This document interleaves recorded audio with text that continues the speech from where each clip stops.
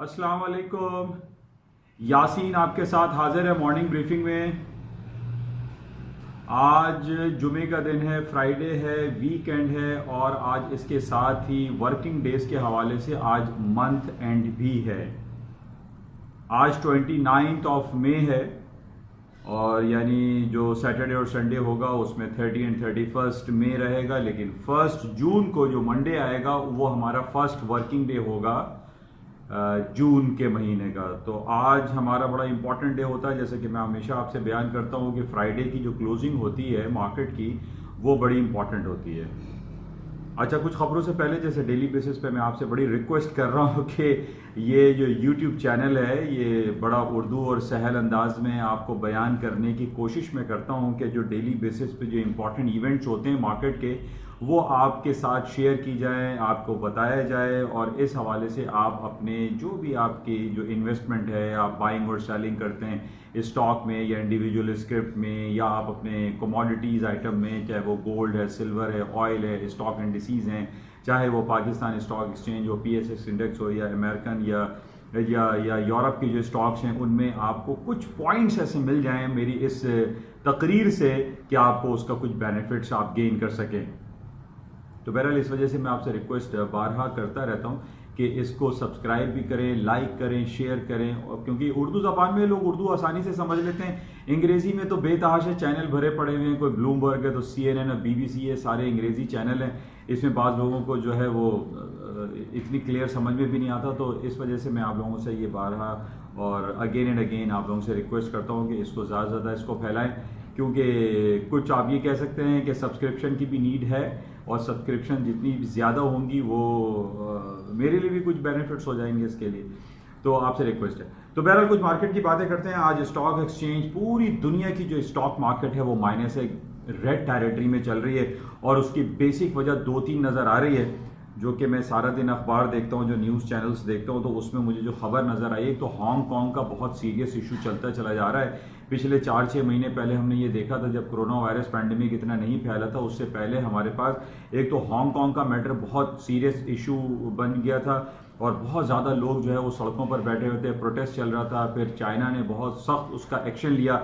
उसके बाद ये मामला जो है जो डेमोक्रेटिक प्रोसेस वहाँ पे चलने की बात चल रही थी हांगकांग में, वो दब गई थी और रुक गई थी। लेकिन अब हम दोबारा से देख रहे हैं कि वहाँ पे जो डेमोक्रेटिक प्रोसेस के जो लोग हैं वो दोबारा से सर उठा रहे हैं और उसमें चाइना ये इल्ज़ाम लगा रहा है कि जनाब इसमें अमेरिका इनका साथ दे रहा है। अब हमें ये मालूम है कि इस वक्त सबसे जो बड़ी जंगी कैफियत है, जो तिजारती जंग आप कह लीजिए, कि वो अमेरिका और चाइना के दरमियान ही चल रही है।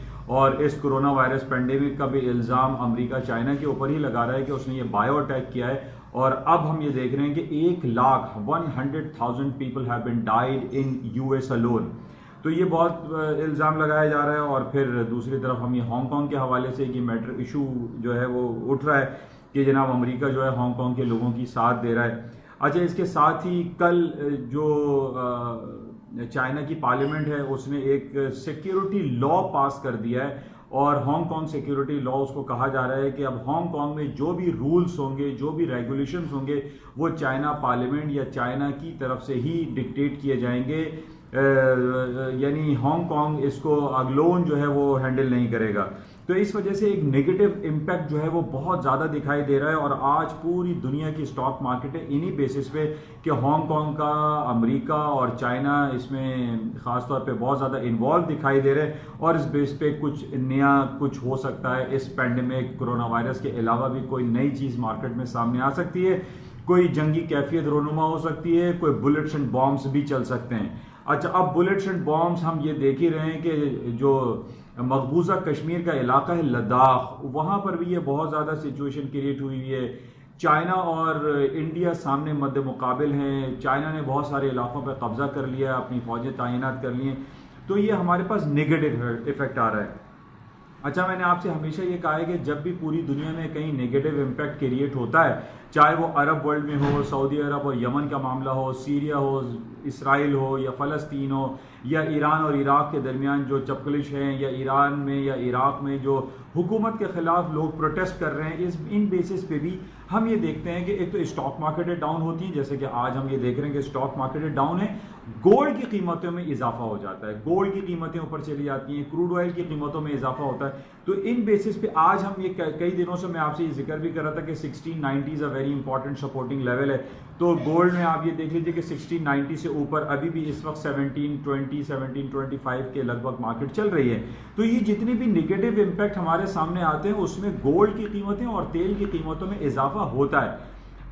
अब तेल की कीमतें तो आपने देखा कि $40 माइनस हो गया था पिछले महीने, मई कॉन्ट्रैक्ट जब एक्सपायर हुआ है। तो आज हम ये देख रहे हैं तकरीबन $33-32 पे क्रूड ऑयल की प्राइसेस चल रही हैं। आप ये कह सकते हैं कि $70 ऑयल की कीमतें प्लस हो चुकी हैं।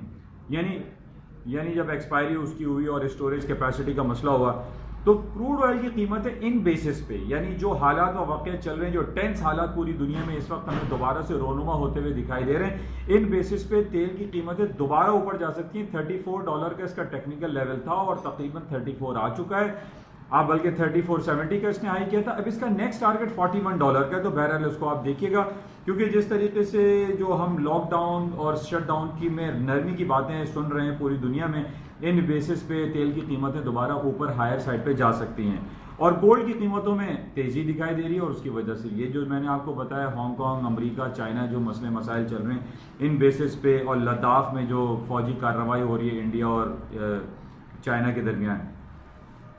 अच्छा, बहरहाल ये कुछ खबरें हैं और इसके अलावा कुछ करेंसी की हम बात कर लेते हैं। करेंसी का काफ़ी अरसे से मैं आपसे ये बयान कर रहा हूँ कि करेंसी मार्केट में थोड़ा सा अपवर्ड ट्रेंड दिखाई दे रहा है हायर सेट पे। डॉलर इंडेक्स, डॉलर की मार्केट डाउन होगी। उसकी वजह दो तीन मैंने आपसे बताई थी कि एक तो अमेरिका के सेंट्रल बैंक जो है वो इस कोशिश में लगा हुआ है कि अब अमेरिका का सेंट्रल बैंक का जो इंटरेस्ट रेट है वो नेगेटिव टेरिटरी में चला जाए। और पिछले काफ़ी सालों से हम ये देख रहे हैं कि मिस्टर डोनाल्ड ट्रंप जो है वो अपना एक असर व रसूख यूज़ करते हुए दिखाई दे रहे हैं और जर्मी पावल को वो जदोकोप करते हुए भी दिखाई दिए। और उन्होंने उस वक्त ये कहा था जब 2.5% 2.5% इंटरेस्ट रेट था कि अमेरिका का जो इंटरेस्ट रेट है वो जीरो होना चाहिए या नेगेटिव टेरिटरी में होना चाहिए, जस्ट लाइक स्विट्जरलैंड में और जापान में हम देख रहे हैं कि -10 बेसिस पॉइंट और -0.75 जो है वो बेसिस पॉइंट जो है इंटरेस्ट रेट नेगेटिव टेरिटरी में चल रहा है। नेगेटिव टेरिटरी में करने की बुनियादी वजह ये होती है कि एक बिजनेस एक्टिविटी होती है। हमारे और आपके अकाउंटों में अगर 1-2 करोड़ रुपए पड़े हुए हैं तो हम जाहिर है उसमें कोई बिजनेस एक्टिविटी नहीं करते हैं, हम बैठ के जो है उसका इंटरेस्ट रेट जो है वो गेन कर रहे होते हैं। तो इसका मकसद ये होता है कि जितनी भी नेगेटिव इंटरेस्ट रेट की तरफ इकोनॉमीज जाती हैं तो उसमें बिजनेस एक्टिविटी बढ़ती है।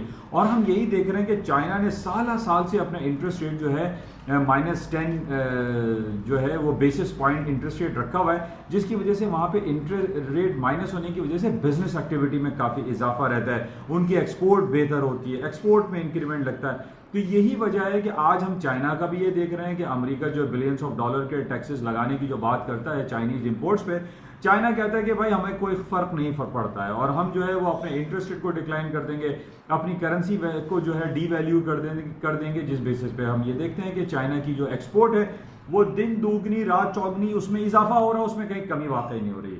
तो इन बेसिस पे हम ये देख रहे हैं कि चाइना अभी स्ट्रॉन्गर पोजीशन में दिखाई दे रहा है।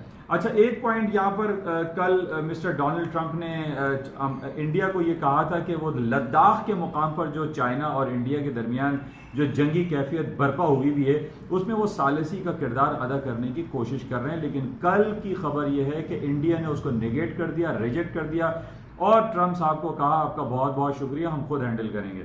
तो बहरहाल ये बड़ा नेगेटिव चल रहा है, ये बड़ा नेगेटिविटी की तरफ जा रहा है लद्दाख के मुकाम पे चाइना और इंडिया। और इसी तरीके से हांगकांग को लेके हांगकांग को लेके चाइना और अमेरिका के दरमियान काफ़ी तलखियां दिखाई देती हैं, जिस बेसिस पे आज स्टॉक मार्केट नीचे है और गोल्ड की कीमतों में मजीद इजाफा हो सकता है, क्योंकि हमेशा नेगेटिविटी पे गोल्ड ऊपर की तरफ जाता है। अच्छा, इसके साथ ही कल एक नेगेटिव खबर थी। हम मलेशिया के प्राइम मिनिस्टर, साबिक prime minister mister Mahathir Mohamad की बड़ी रिस्पेक्ट करते हैं और माशाल्लाह से बड़े 94 ईयर्स ऑफ एज में हैं और वो बड़े काबिल एहतराम हैं। कल उनकी रूलिंग पार्टी ने उनको डिसोन कर दिया, उनको निकाल दिया, जो कि एक बड़ा एक नेगेटिव तौर तरीका है कि एक इतने सीनियर पॉलिटिशियंस को उन्होंने डिसोन किया है। It's very negative. बहरहाल हमारी हमदर्दियाँ, हमारी सारी नेक ख्वाहिशात जो है महातिर मोहम्मद साहब के साथ हैं। अच्छा, इसके साथ ही एक गुड न्यूज़ हम कह सकते हैं कि अमेरिका अफगानिस्तान से एग्जिट के हवाले से, जो कि 4-6 महीने पहले इनका एग्रीमेंट भी हुआ था कतर में, वो अब एग्जिट की तरफ जा रहा है। 8,000 जो फौजी हैं अमेरिका के तैनात हैं अफगानिस्तान में, उनका इनखला धीरे धीरे शुरू हो चुका है। ये बड़ी पॉजिटिव खबर है। इन बेसिस पे इस रीजनल जो बेहतरी है ये काफ़ी अच्छा हो सकता है। तो बहरहाल ये सिलसिले हैं। अच्छा, एक खबर हमारे पास आज ये आई है कि देखिए, दो वर्ड होते हैं, एक होता है पोस्टपोन और एक होता है कैंसल्ड। तो अभी हज और उम्रे के हवाले से ये खबर आई है, डिफरेंट अखबारात में है कि हज को मुअत्तल कर दिया गया है, उसको फिलहाल मुअत्तल किया गया है, कैंसिल नहीं किया गया है। और ये कहा जा रहा है कि दुनिया भर की जो माहिरीन बैठे हुए हैं, जो कोरोना वायरस पैंडेमिक के हवाले से जो रिसर्च रिपोर्टें बना रहे हैं, उनकी कंप्लीट रिपोर्ट आने के बाद ये फैसला किया जाएगा कि हज इस साल होगा या नहीं होगा।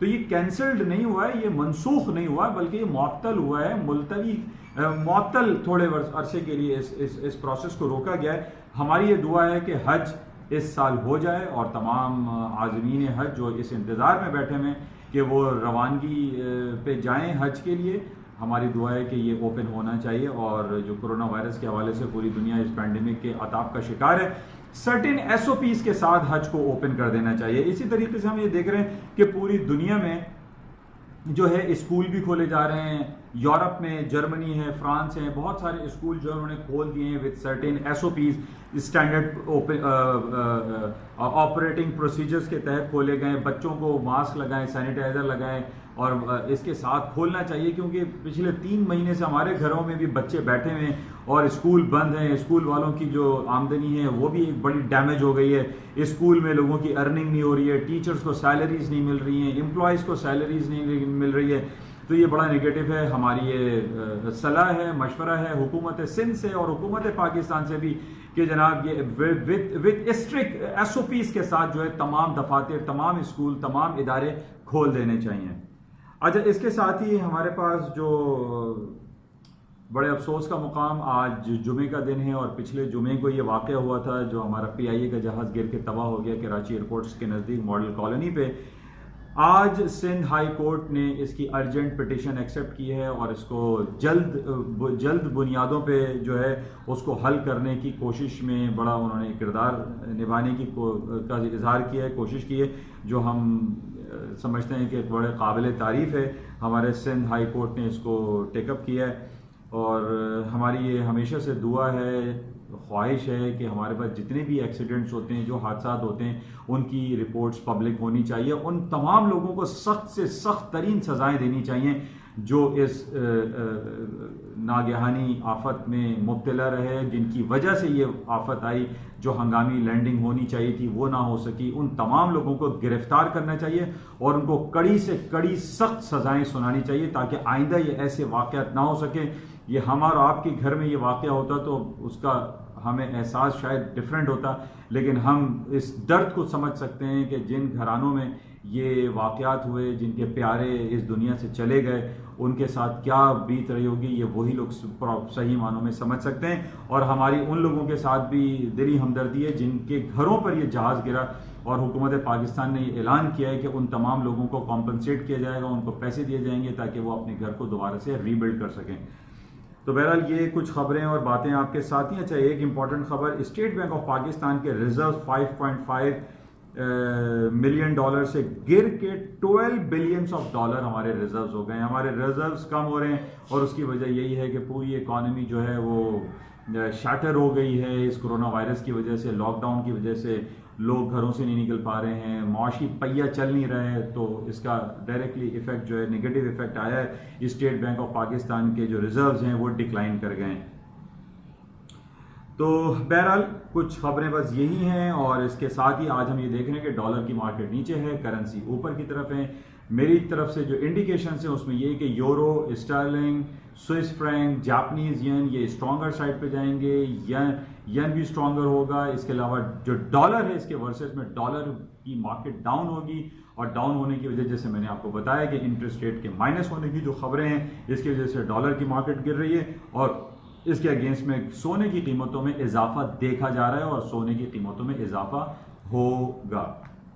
तो बहरहाल ये कुछ खबरें थी जो आपके साथ शेयर की गई। इंशाल्लाह राब्ते में रहेंगे और आपसे चलते हुए मैं रिक्वेस्ट करूंगा दोबारा कि इस यूट्यूब चैनल को प्लीज़ सब्सक्राइब ज़्यादा से ज़्यादा करें, इसको स्प्रेड करें, लाइक करें, शेयर करें और बेल आइकन इसका ज़रूर प्रेस करें ताकि डिफरेंट जो अपलोड्स मेरी होती हैं वो आपको मिल सकें और आपको कहीं ना कहीं कोई छोटा सा क्लू जो है वो इस YouTube चैनल से मिल सके। अच्छा, एक बड़ी इंपॉर्टेंट एक खबर मैं आपको जाते हुए बता दूं, आज एबट लेबोरेटरीज लिमिट पे बंद है। 498 रुपीज़ पे पाकिस्तानी स्टॉक में इसने हाई बनाया है। इसके अलावा जो सरले कंपनी, द सरले पाकिस्तान फार्मास्यूटिकल कंपनी, इसकी भी खबरें आ रही हैं कि जो जीलेट कंपनी है, रीडिमिविजर जो नाम है, जो एक वैक्सीन बन रही है, उसके साथ इनका कुछ कॉन्ट्रैक्ट होने जा रहा है। इसको भी आप देखिएगा, हो सकता है इन छोटी छोटी बातों से आपको कुछ अपने पोर्टफोलियो को मैनेज करने में बेहतरी आ सके। Thank you. इंशाल्लाह राब्ते में रहेंगे। हफ्ते इतवार की 2 दिन की छुट्टियों के बाद संडे नाइट को आपसे दोबारा मुलाकात होगी। तब तक के लिए इजाजत दीजिए। खुदा हाफिज।